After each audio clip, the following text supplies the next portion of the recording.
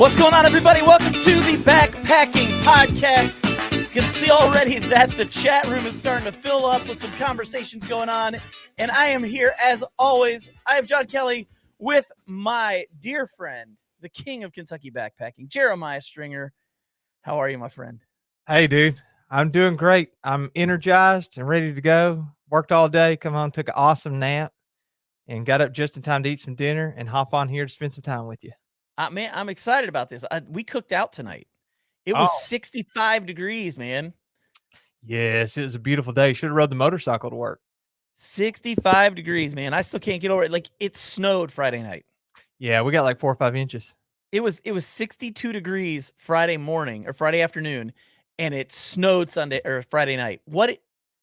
Kentucky, man. The Kentucky. southern weather, man, it's confusing, but that's okay. Oh, look at this, man. People are already on you, dude. Sure could use some JS merch. Love my JK merch. That's right, Friday the Hiker. That's right. And then we got you're being called the Elvis of Kentucky backpacking. Oh, that's fantastic.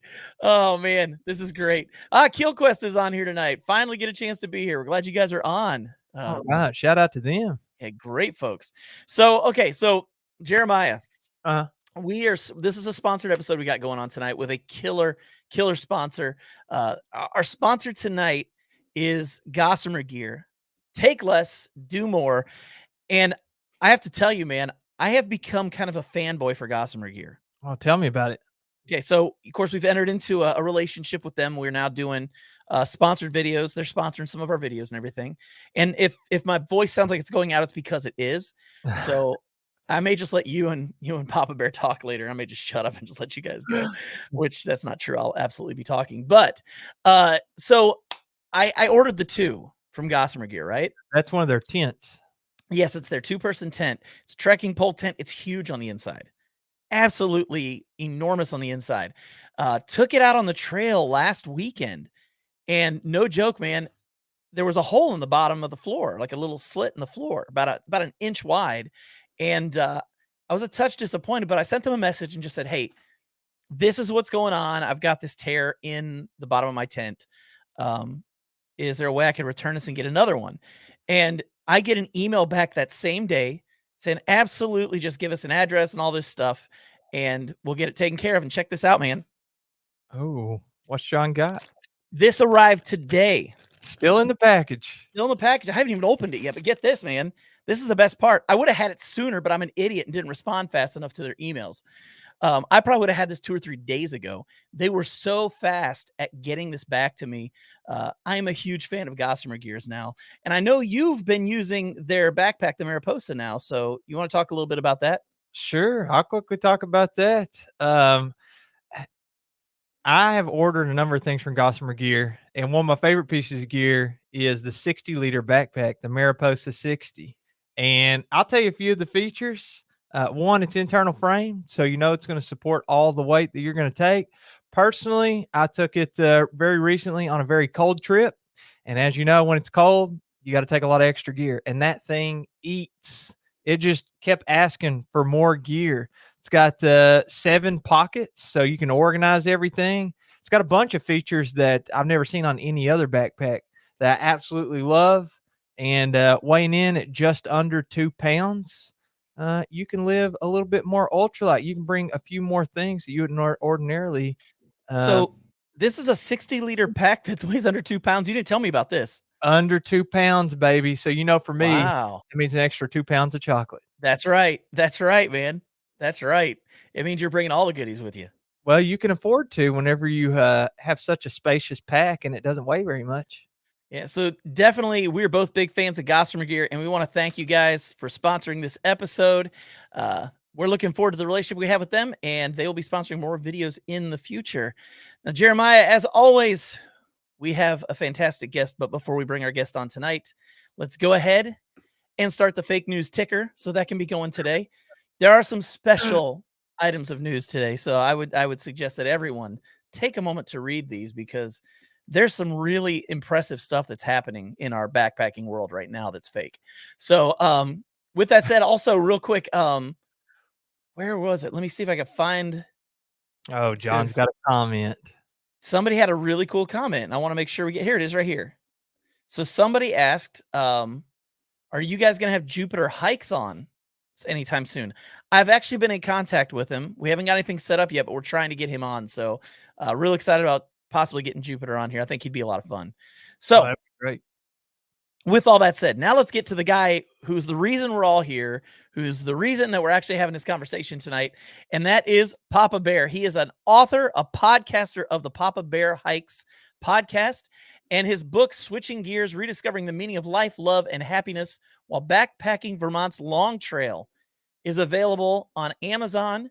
And I have a feeling you and him are going to have a lot to talk about tonight, Jeremiah, when it comes to the long trail. So without further ado, let's bring on Papa Bear himself, Mr. Martin Armitage.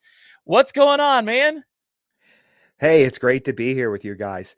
Mike, you've been on my podcast, Jeremiah. I'm hoping to have both of you on in the future. I really enjoy your YouTubes, and yeah, I'm just happy to be here. And I just want to say one thing. I was listening to what you were saying about sending your tent back.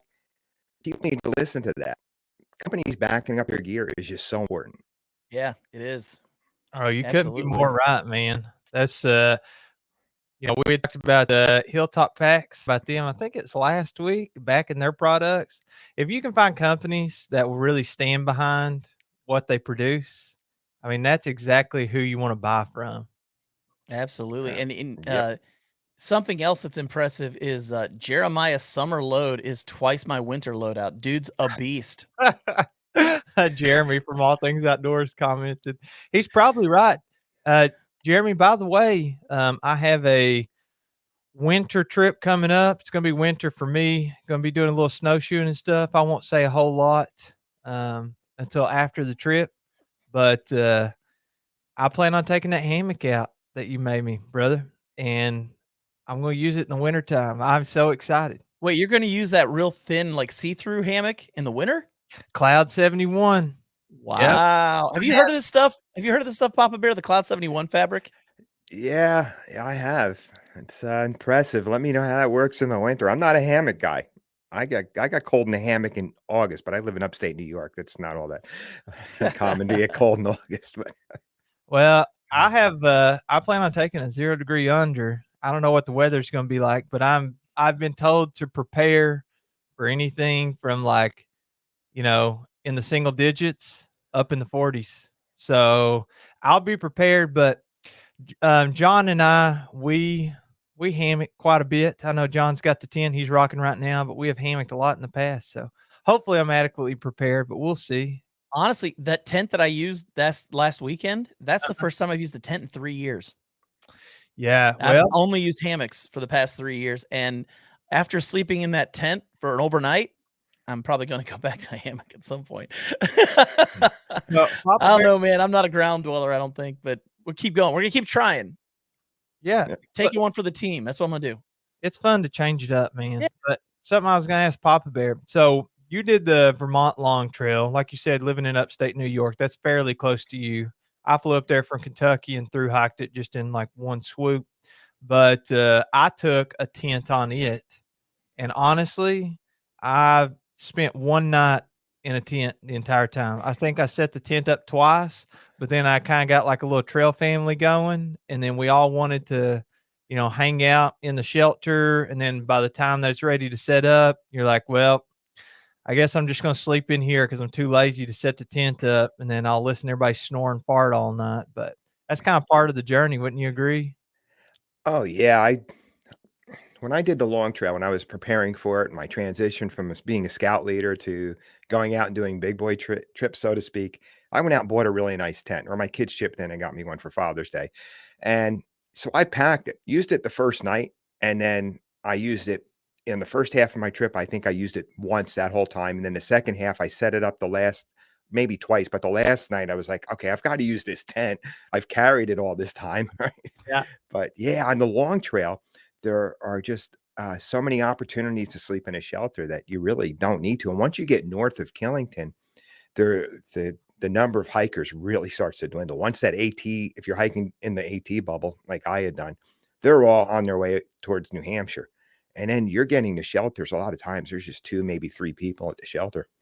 So how And big are these shelters? Because I've never done the long trail like you two guys. Fill me in on these shelters a little bit. Like, what are we talking about size wise for these things? They kind of vary. Some of them you might be able to comfortably fit six people in, maybe eight. They're that small. But the one at Stratton Pond, I think they might be able to fit up to 20 people. There's actually an upper Wow. deck in that where you can act. Yeah, there's like a loft area.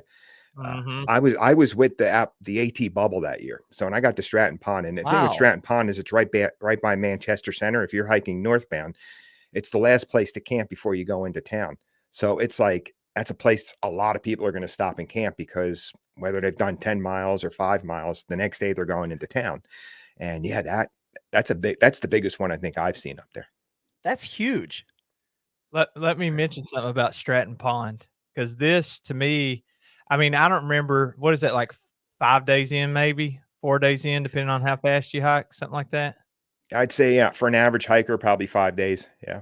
Well, I got to, so there's a shelter before there, and it's a lean-to, and for those that don't know, like when I say lean-to, it's more of like a 3-sided shelter, because once you get really far north on the long trail, it kind of wise and splits. So the AT goes one way and the long trail goes the other, and the shelters get a lot nicer, in my opinion. Some of them are like little log cabins, it's almost like a little house. But the shelter before that, we had hiked 10 miles, and you hike up to the top, and I got there and we didn't want to quit for the day. Well, there's one person in our trail family that wanted to stop. He's like, I just can't do any more miles. And I was like, okay, well, I think I'm going to go on to Stratton Pond. And that was like another 10 miles. So there happened to be a family of like 16 people that come up there to that shelter and were camping. And they had left I guess they were doing resupplies along the way and doing like several days in a row. And they had left 5-gallon buckets. And they're like, once you get down to the gravel parking lot, before you start heading up to the fire tower up there on top of Stratton, they're like, there's a 5-gallon bucket. It's got some snacks and stuff in it. And I got down there, and dude, I've been walking all day, 40 degrees and rain. It was miserable. Wow. I got down there, and I've told this before, so I kind of make it short, but I really needed that trail magic at the bottom.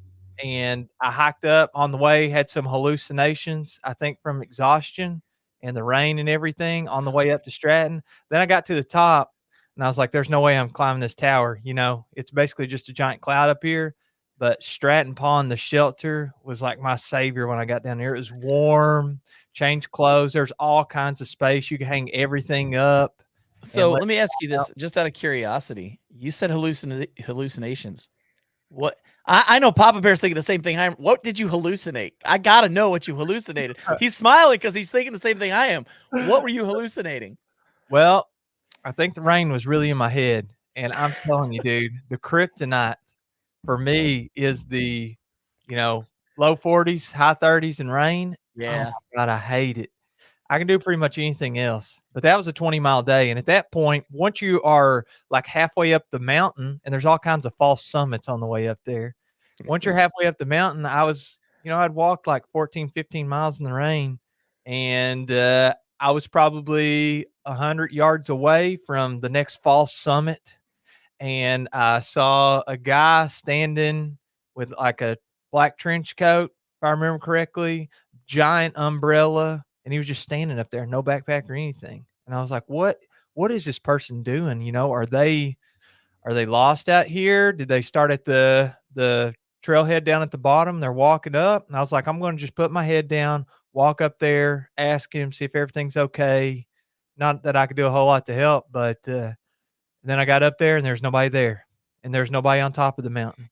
And the mysterious black figure with the umbrella was just poof gone.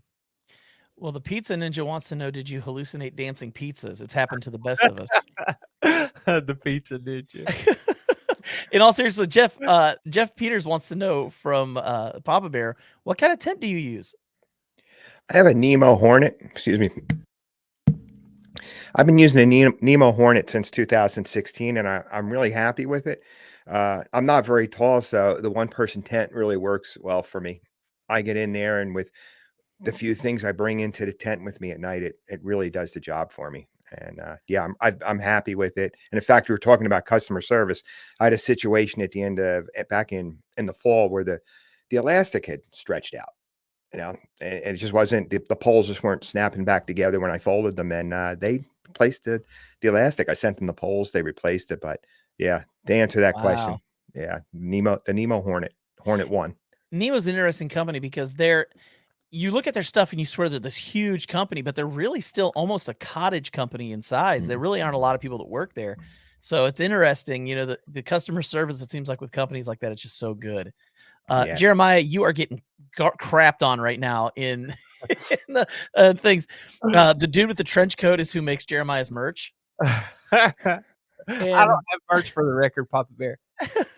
And you sure you weren't in West Virginia and that was Mothman? I never heard of Mothman. Neither have I, but apparently that sounds terrifying.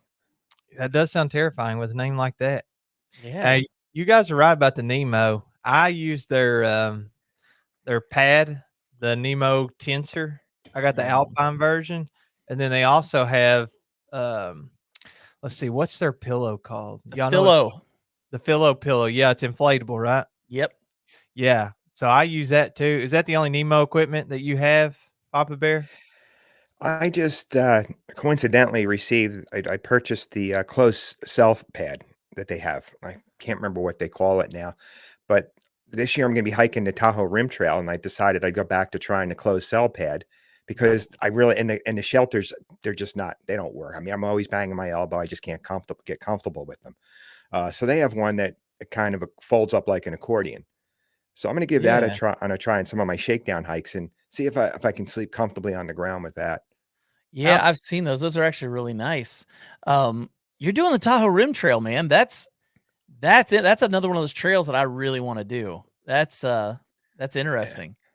It's been on my bucket list since I finished the long trail, actually. So that's why I'm excited that I'm actually this is the year I'm going to go out and do it. Oh, wow. That's awesome. Jeremiah, does Go Next make an umbrella? I'm uninformed on the Go Next materials. Okay, so let's get back to Papa Bear. You wrote a book. You wrote this book about basically learning about everything doing the long trail. What inspired you to write the book? Well, for people that aren't familiar with the long trail, to get recognized as an end-to-end hiker or a through hiker, you have to submit a trail journal. So when I came home, when I finished up, I really wasn't sure I even wanted to get the patch. I love collecting patches, but a part of me was like, I don't know. Is that really what motivated me? But so I went ahead and typed up my trail journal, and my wife went through it for me. And she says, this could be the beginning of a book for you. She had heard all the stories, all the things that went around that. The trail journal was basically, I hiked this many miles of this trail to this shelter. And then the book basically was filling in the blanks. He told me, you've got enough stuff in between that. So I kind of, kicked around the idea for about a year. And then I said, you know what, that was such a memorable trip for me. And it was a life-changing experience as well. I mean, I think as time went on, I started reflecting on the experience more as I did some more backpacking trips. I said, that was almost like a point in my life where, maybe things changed a little bit. It wasn't like, my world was turned upside down, but I maybe started changing the way I looked at things. Certain, things like putting pressure on myself to achieve certain goals. Um, really appreciating those opportunities to be by myself, those opportunities to be out in nature and take on the challenges that you really only can appreciate if you've done any kind of backpacking. Yeah. Powerful. And then, and then in addition to that, I just, it was 2017 and there was just so much tension and stress in the real world. And in 2018, those trips just taught me that, there are just so many good people in this world. There are just so many kind-hearted people that will just stop and do good things for strangers, whether it's giving them a ride, giving them trail magic, and then, the fleeting nature of these people. It is like real life. They come into our lives and maybe we have a brief encounter with them, but sometimes our brief encounters last a lifetime. Don't you feel like we're talking about this, I think last week, whenever you head out to the trail and you have those encounters, the problems of society just kind of dissipate. You know, the only things you're worrying about are your basic needs, and then the relationships that you have with other people. You know what I mean? Yeah.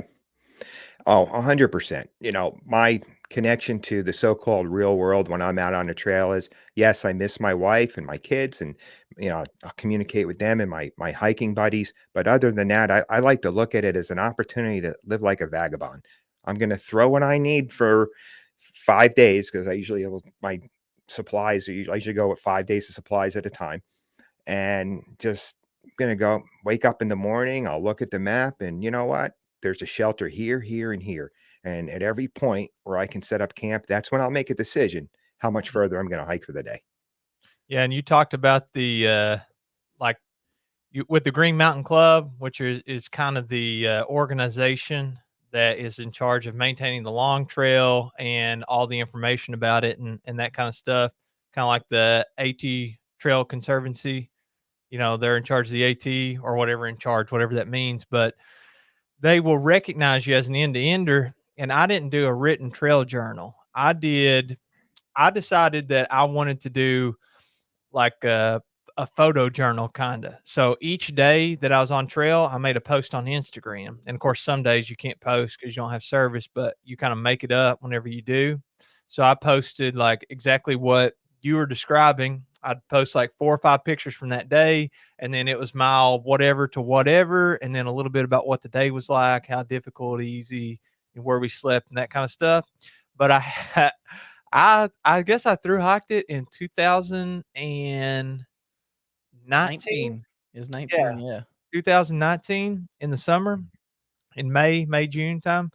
And I never sent it in. I guess I still could, but kind of you get almost self recognition over the accolades or patches, or I know you get a certificate and stuff too, but it means more to me. Not that that stuff isn't important too, but it means more to me the different shifts in mindset and experiences you had over any qualifications or however you want to describe it that you would get from an external entity. Yeah, here's the way I've always looked at that. They mean a lot to us personally, right? We've done this. It's a big deal to us. Our loved ones are happy that we're happy we completed it. The Mm. people that care about us and matter in our lives, they're happy because we're happy. But yeah, it's a personal achievement. And yeah, that's about as far as those accolades really go. Well, and you guys doing, I mean, the long trail, I did the Sheltowee Trace. I think the mileage is similar between the two trails. Mhm. But one of the things that's similar between the Sheltowee Trace and the Vermont Long Trail is the water. Is that you're always wet. Like when I hiked the Sheltowee, the first 4 days were just torrential downpours, and your feet never got dry, your gear never got dry, and that, while at the time was miserable, I look back on that so fondly now, because even though all that happened, I still go out and do backpacking trips. I'm still making plans to do other trails that are like that, because there was something about getting through it, getting over that hump, and dealing with the suck and coming out better on the other side, that you just can't, unless you've done it, you just don't understand it, I think is the best way to put it. Yeah, I recently interviewed Liz Thomas, and we talked about that. That when you're out there and you're dealing with the blisters, or Oh, the, yeah. the toe you jammed on a rock or a root that you hit, or those bad days, or the 3 or 4 straight days of rain. Or It's funny hiking on how the that stuff trail and you just see Jeremiah Stringer in his underwear. That's that right. That's something you want to forget that's when you get off. brutal. That's brutal. But you forget, you how quickly you forget about that stuff. Yeah, And because there's just so much out there to enjoy. There's so much good out absolutely. there. Absolutely. I know for me, I wanna do some of the trails that are a little more popular than the Sheltowee. The Sheltowee, I mean, there's one time I hiked 3 days and I saw 2 people by myself. I just did 3 days. It was like 31, it was 2 days. It was 2 days, was 32 miles, and at the end of that 32 miles, I'd seen like 1 or 2 people the whole time. And it's not a heavily trafficked trail. You don't get tramleys on the Sheltowee Trace. Um, So I really want to get on a trail where there's that opportunity because I've never had that before. And so like I love hearing you guys talk about this stuff because I don't have any clue with that kind of thing. Yeah, I'm not somebody who goes out there seeking total solitude. As Yeah. Jeremiah could tell you, you do have those moments. You can hike a good part of the day and just kind of a hi, how are you, crossing paths with people. But when you get, the end of the day, you have your little tramley, or maybe when you stop for lunch, those people you've been hiking with. And we're all sociable people. Obviously, we have podcasts. We love talking to people and talking about backpacking and hiking. So for me, that's a cool part of the experience, and getting to know people as I go along. And what's interesting on the long trail, and I don't know, Jeremiah, you weren't with. It doesn't sound like you were with the bubble. I don't, or maybe you were with maybe the front end of it, but Yeah, I was a little any, ahead. yeah. So uh, well, I was there with the bubble, so it's kind of cool because here's what's going on in Vermont. By the time the bubble gets to Vermont, those guys are hiking 20 plus miles a day, and us Yeah. long trail guys are just getting started. So 10 plus miles is pretty good.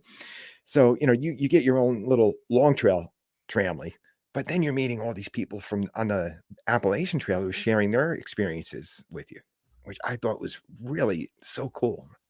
It's so interesting. Like you never know who you're gonna meet. And I was listening to some of your podcast in preparation for this show. And I listened to several, and there's one conversation, I don't remember who you're having with, but I think it's something along the lines of, where else are you going to be? On one side of you're sleeping in the shelter and maybe there's a brain surgeon. On the other side, there is a Yep. straight homeless person. And then next to them, maybe you have a retired teacher. And then right next to them is a 17-year-old that just graduated high school. And there's not really anything that comes to my mind that there's other activities in life like that. Maybe there is, I don't know. But the sense of community that you get, like for example, I had an injury whenever I was on trail, and also like sometimes you don't sleep great, especially in those shelters. And there was a guy that was I don't remember if he was a chiropractor or he was some type of doctor or chiropractor, but like he performed some therapy and like cracked my back up and some different stuff. And I'm in the middle of the woods. The nearest road is miles away and you're hurting. And I was like, man, my knee is really killing me. He's like, let me check that out. And he's like feeling on it and pushing on different places. And he's like, well, it's not anything to worry about. You do have some tears on this tendon, blah, blah, blah. But he's like, what's happening is they're going this way. And he explained it to him. And he's like, don't worry about it. It's repairing itself. Just keep going. Take it light. I mean, where else are you going to get that kind of Wow. environment community? And yeah, and that hits the nail on the head, Jeremiah. He wasn't a chiropractor at that moment. He was a guy on the trail with that knowledge. I mean, that's Right. his profession. That's how he makes his living. But at that moment, he was just another hiker helping another hiker. And that's part of what makes trail life so special. That's Oh, awesome. Yeah, we're all just, I like to say, at the end of the day, we're not doctors, lawyers, or recent high school graduates. We're all just stinky, smelly hikers trying to get Yep. a good night's sleep. That's all. Well, and I want to catch up on a few comments because our community here at the Backpacking Podcast is hilarious. I just want to say that. And I've been saving some of these comments as we go along, just kind of trying to keep up with them. Jeremiah, you're getting sleepy. hey, I had a great nap, but I'm waking up. He says if he closes his eyes to sleep, is that considered a long blink? They asked me. They asked me about the blinking and Girl Plus Dog Adventures. I do have my mug here. That's So right. It's coming. We got Jeremiah hates love. Let's make that go viral. Facebook, Instagram, Twitter, TikTok, etc. That was from the fake news. Outside covers. Jeremiah's first merch should be some hair products because his hair is on point today. woke up like this. Man, must be good. Must be good. Jeremiah keeps shaving so to keep their sponsor, he uses outdoor beer products on his hair. And then anybody else getting Gonex offers because they follow Jeremiah? Oh, if that is genuine, that is hilarious. Yeah. And then this is just a great comment. This is to get back on track with things, but I love how this conversation is so focused on the trail community. Easily my favorite part of the hiking experience. So Well, I actually think on the shorter trails, and Papa Bear, you might disagree here. I don't know. Maybe you have different experience with it, but it seems like to me, if you're doing a trail that is taking 30 days or less, which typically the long trail would take about that, or at least it did for me, it, it is kind of hard to get a really, how do I say this? When you're on a longer trail, like maybe the AT, and you're through hiking it, you really get to meet a lot of people, and you're going to run into some people that have a similar hiking mileage and hiking style to you. And so then you kind of are sleeping at the same places, and then you get to talking, and then they become a trail family. It's a lot, the probability of that happening is a lot less likely on some of the shorter trails. Even though the long trail, that's still a long trail, it's not as long as 5 or 6 months, so you don't really get as much opportunity. I agree with you 100%. The people I hiked with, it was just basically people that we were all just coincidentally hiked the same number of miles a day. It was, um, but I think when you're hiking a longer trail like the AT, you've got a longer duration to where you fall into a group, so to speak, that hikes at the same pace, that hikes a little bit faster than other people. So it weeds it out. Yeah, it definitely takes longer because on the LT, on the long trail, yeah, there were people that would come and go. There were 3 or 4 of us that were together, but there were people that would come and go because maybe some of them hiked a little faster, a little slower. So yeah, I agree with you 100%. Okay, I see John. John looking at those comments. oh, man, it's on today, man. I'm just telling you, like Doc Watson. I've gotten GoNext suggested products on Amazon. No. The Pizza Ninja. I'm getting GoNext cold calls at work. How did that happen? Loafer X, check out a GoNext recommendation on the My Life Outdoors channel. So apparently Steven Smith is suggesting GoNext now. I don't know, man. People are stepping in on your territory, Jeremiah. I don't know if you should like that or not. I'll let them have it. And Loafer X also puts on here, great to see Papa Bear live. So I'm assuming he's one of your listeners. Yeah. It's great So to be here. And thanks for watching and listening. So you have your own podcast too, and I am curious. You have kind of a different styles looking at like your episodes and your guests and the lengths and stuff. So typically our format is like an hour with the guest, right? And some parts of the year we will live stream them, and then other parts of the year, like for example, I'm on summer break, so I may be gone from the house. I'm a teacher, by the way. So, we get summer break off, and I can't be locked into a live stream Monday night at this time if I'm going to be whatever, if I'm hiking the long trail, right? Obviously, that'd be very difficult. So we do kind of recorded episodes. That, and we're both married, and our wives would kill us if we did this year round. So yeah, there's that. If we're just being real, I mean, yeah, that it's just wise to take breaks from doing it every single Monday night.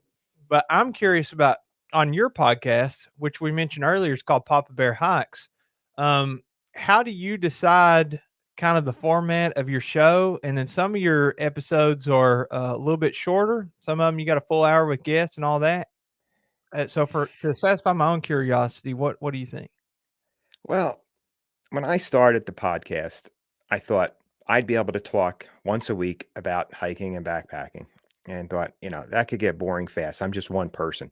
I mean, you're 2 guys, you're able to bounce things off each other and keep it interesting.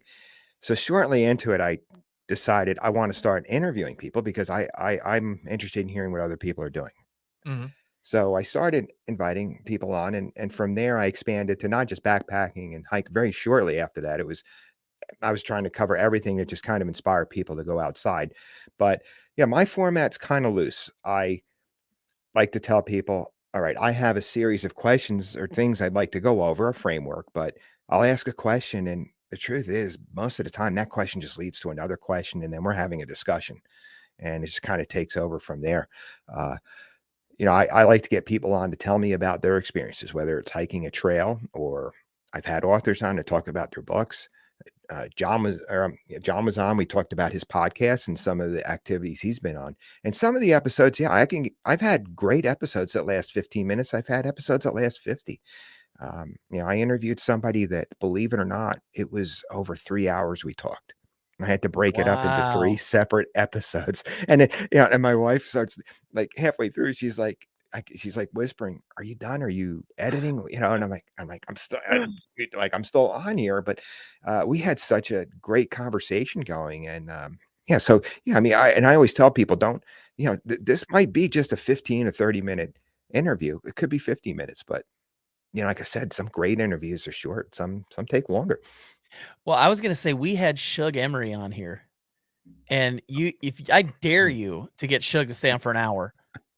I dare you. It's not happening. Like, I think at an hour and 40 minutes, we're like, "Man, we really do need to, go ahead and Say end this goodbye. one." Yeah, but then we get off and we talked after that, like, you just got some people that are just so infectious that they just wanna talk, and those seem to be some of the most fun podcasts too. When you get in with Mhm. somebody who just loves to talk, they love their life and what they do, and you get to hear about it. It's just a lot of fun. Yeah, and let's face it, that's why we do this. We love this. We love the outdoors. We love backpacking. So when we have somebody on our podcast that likes talking about it with us, right? Yeah. Yeah. There's a lot of times I'm like I leave here. I'm like I could have talked to that person for hours. I could have if I was camping with that person, we probably would have been up past midnight. You know, having fun and talking until we finally passed out. Oh, yeah, absolutely. So we got a couple comments on here, all things outdoors, wives of hikers, sounds like a live stream, LOL. Oh, you know what? John, that is a good idea. Why have we never had our wives on? And, Because my wife would rather, like, dig her elbows out with plastic spoons than be on this podcast, that's why. really?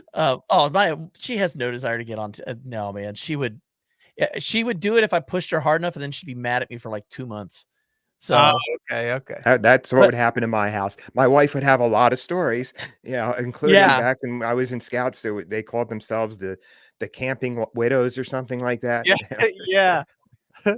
Well, we got a couple questions for you, Papa Bear. Jeff Peters wants to know, how did you get the hiking bug? Oh, wow, that started, believe it or not, this is a big year for me. S 1972, I was 7 years old. I grew up in New Jersey, just outside of New York City. You can actually see the Manhattan skyline from my front porch where I grew up. But anyway, my father took us up to the Delaware Water Gap and took us on a backpacking trip up to Sunfish Pond. And those people who are familiar with the AT know that the AT goes right past Sunfish Pond. It goes up Worthington State Park, Sunfish Pond. And I can remember it's like, it's 50 years later, and I can still remember seeing the first white blaze and my father pointing to it and saying, "Yeah, this blaze, this is a trail that goes from Georgia up to the state of Maine." And he's like talking to me about how many states that is. And at 7 years old, your idea of how big the world is not, very good. You don't have very good perspective on it. But I just was, and I remember asking him, "So people walk from Georgia all the way up to Maine?" And, I just well, and then I had such a great experience on that trip. We had a campfire and eating the food, and I remember going home because it was only an overnight and going to the public library, because I grew up around the corner from our public library, and started looking stuff up on the Appalachian Trail and going to the map and looking at this and trying to figure out what states it went through. And from there, I think I could go as far as saying it may have become an obsession wanting to hike because, yeah, I from there on, I was doing backpacking trips several times a year, up until my kids were young. Oh, that's Yeah, awesome. That's yeah. awesome. Well, there's another question for you. Best tip from a guest you've interviewed? Mm, What a God. ridiculous question. That's so hard. I Wow, I've had so many interesting guests who have had so much great information. Uh, wow. Uh, I might have to go to somebody like Warren. I think Warren Doyle, and I don't know if it was a tip or just an observation. We were talking about gear. He said, "Understand something. There's no such thing as waterproof gear on the AT. Uh-huh. That's true. Don't buy waterproof gear thinking it's going to be waterproof. Nothing is waterproof on the AT." No, John, I no. think you have, used these before, but this trip I'm going on, I bought some of those seal skins. Papa Bear, have you heard of these? I have, and because I do a lot of winter hiking, I've been giving a lot of consideration to buying a pair. I love them. Eh. I love them. I've been using them for 2.5 years, and I've never had a problem with I'm getting just wet feet so with them. I'm afraid though. I'm afraid that I'll sweat them out, and Dude, then I didn't. I have sweaty, nasty feet, dude, and I did not prune up. did you buy what length are yours? They go up to the calf. Okay, I got.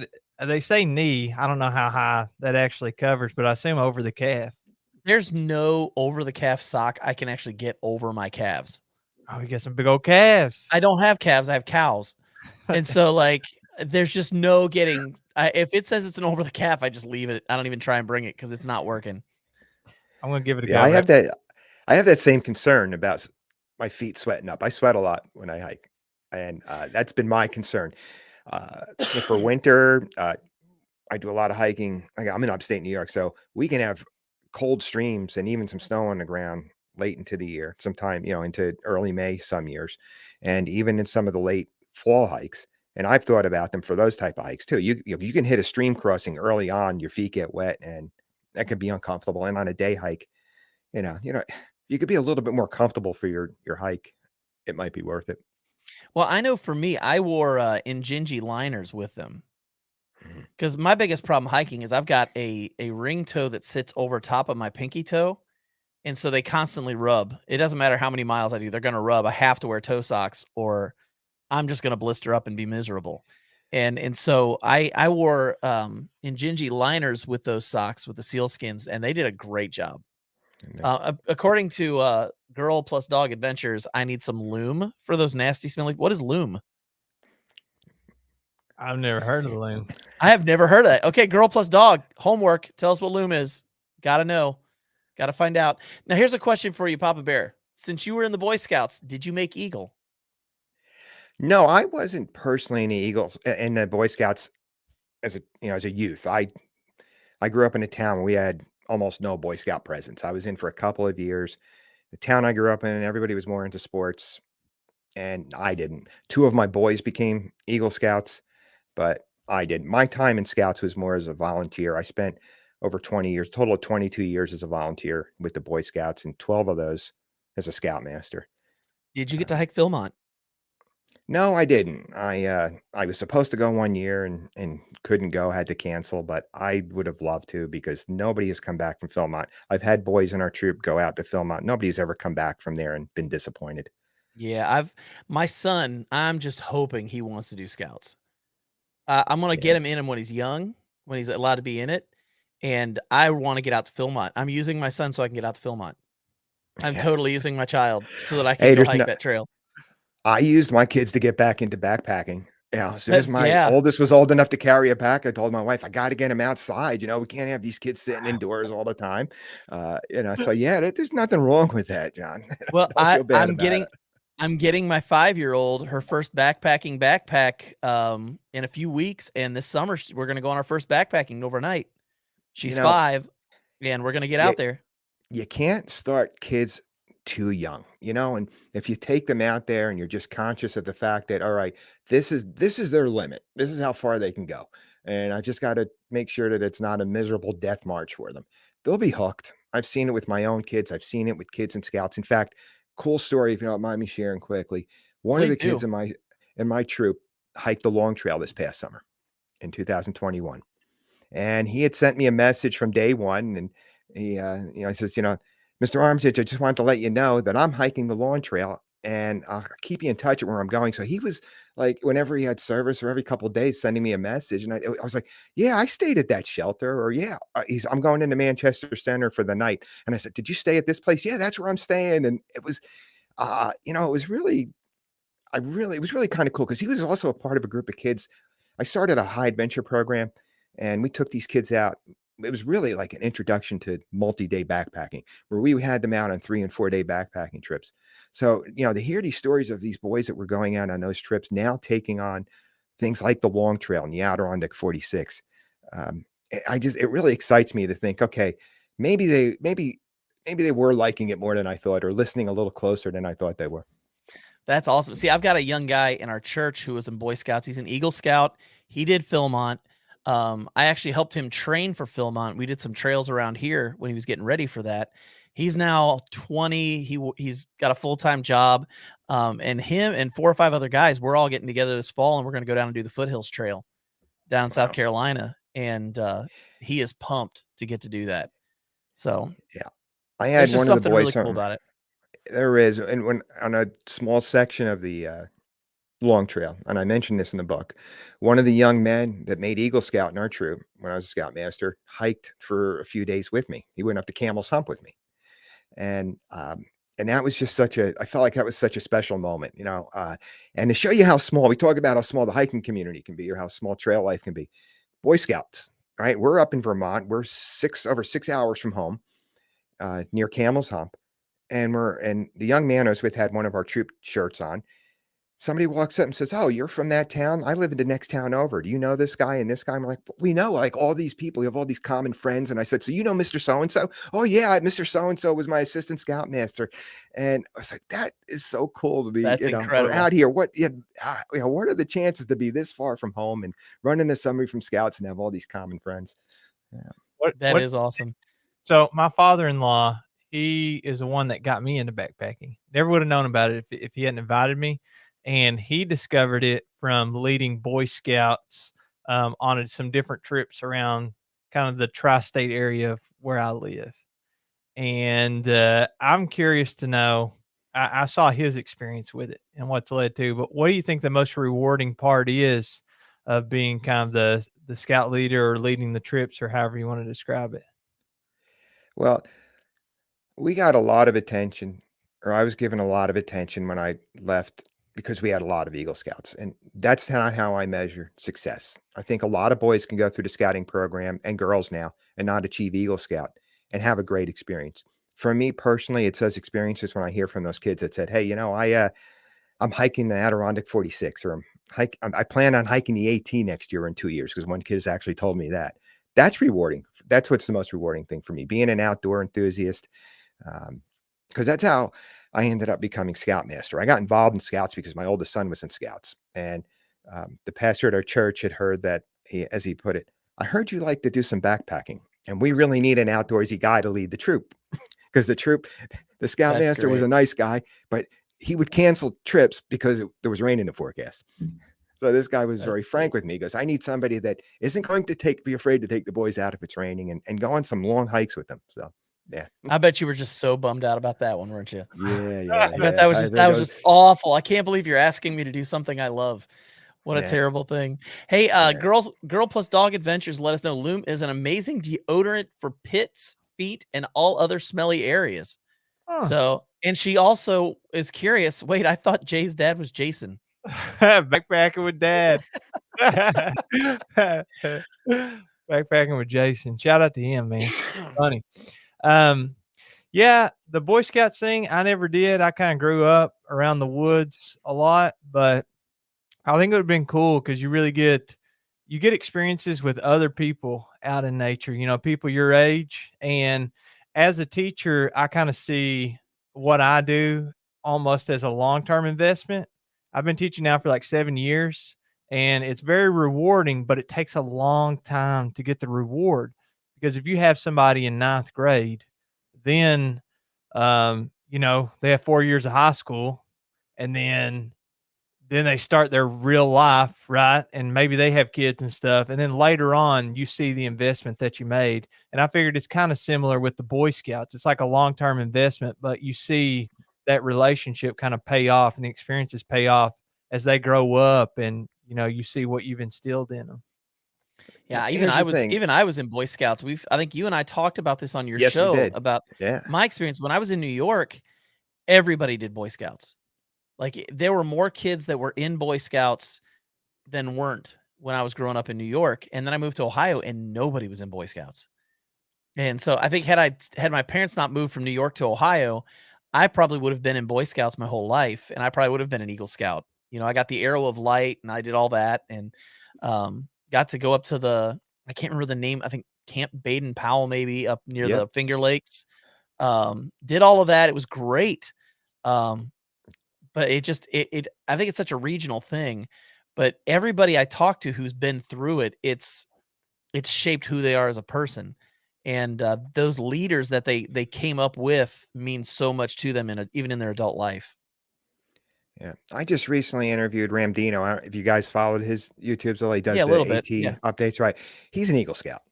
Oh, And I really? said, yeah. So I said, let's, the stray here from, his YouTube. I said, tell us about that. And, there's the thing. Once you're an Eagle Scout, you're always an Eagle Scout. And then as I used to tell the kids, nobody should ever be surprised to hear that you're an Eagle Scout, meaning you should always be behaving in a way that people say, well, of course they are. They're kind, considerate, and things like that. And I think it does. I think, and I've heard this from my own boys, that you take away traits from there in addition to outdoors, leadership traits. I mean, in a well-run troop, the kids are given those opportunities to plan the trips. Something that I always did is I put the kids in charge. Now we as adults sat around the table to keep things Right. from, as I used to say, the ski trip to Colorado type of fantasy trip, or hiking Yeah. volcanoes in Hawaii. But um, Well, you the didn't hike kids, volcanoes in Hawaii?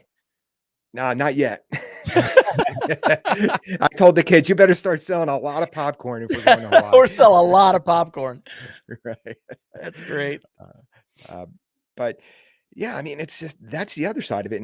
And back to the high adventure program, the kids planned the trip. We would sit down with these group of kids. They were 14 and older, and these were kids that had they were that next step up just from going camping every weekend for the outdoors. They wanted that challenge, and we'd sit down and I would put out a few possible destinations.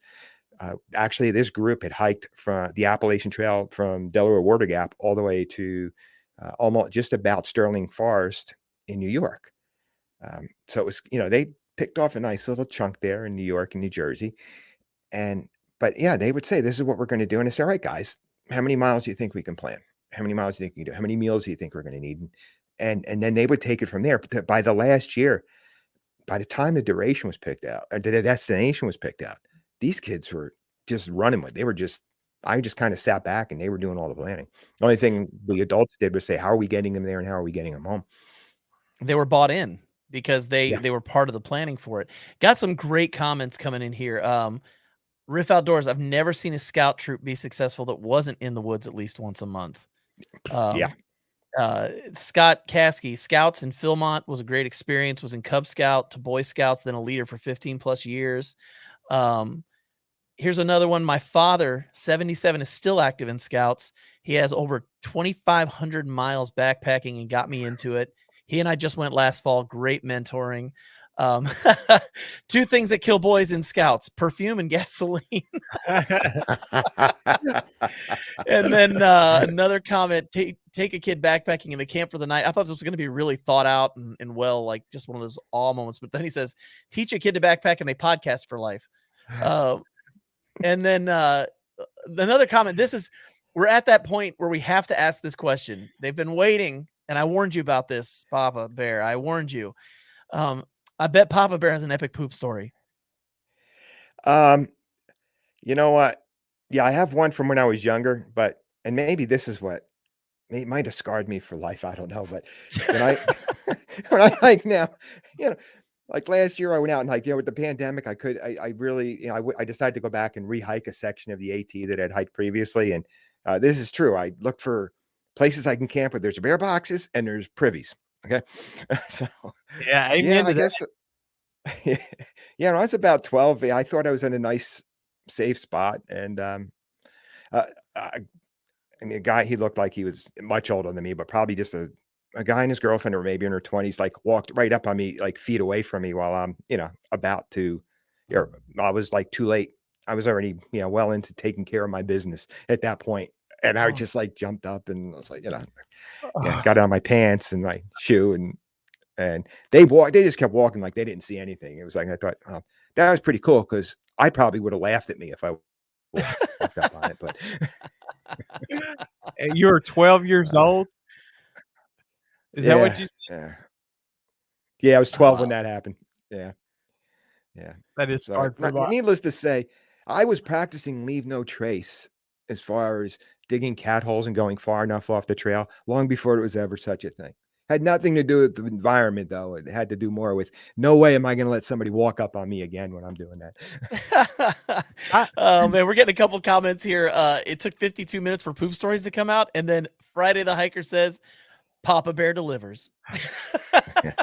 hey, I do have one other question for you before we get off here. I know that we'll start wrapping it up soon, but I watched one of your videos because you have a YouTube channel as well, and you said off air before we started this that you're kind of dabbling in the whole YouTube type deal. And I watched one of your videos, and you were on an adventure, and it was wintertime. I don't want to get controversial here at all. Okay, Mhm. I am genuinely curious because I want to be informed too. So you said that you passed a big group of hikers, and then on the side of the trail, you saw that there were some peelings. I don't remember if they were Banana or orange peels. Yeah. orange peels. Okay, so I want you to inform me on the leave no trace part. I know leave no trace is like leave it exactly as you found it, so obviously that violates it. But I was a little bit surprised, and maybe I'm uninformed on the whole biodegradable, or if that's like cross contamination because those aren't supposed to be there. Would you mind sharing with me? Sure, absolutely.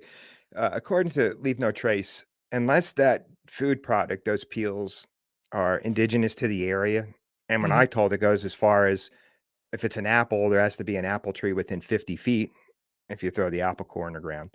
Now we're in upstate New York. There's no orange trees, so yeah, it's that's one part of it. And orange peels. I mean, orange takes forever to to degrade to compost. Right, it takes Yeah. forever to compost, so they just sit there for a long time. And then the other part of that is you're introducing the animals in that area to in that region human food. Oranges in this part of the country, it would be considered human food because we don't have them growing here. It's not like blueberries or apples or some of the nuts that grow in this area. So yeah, you're supposed to orange peels. And you know what, Jeremiah, I'd done the same thing for years. This is something that I'd only found out about maybe 5 or 6 years ago. Somebody brought it to my attention because I just felt it's biodegradable. You know, toss it out, it'll decompose. But no, that's if it's not indigenous to that area and there's no plants or trees that grow it in that area, you're supposed to pack it out.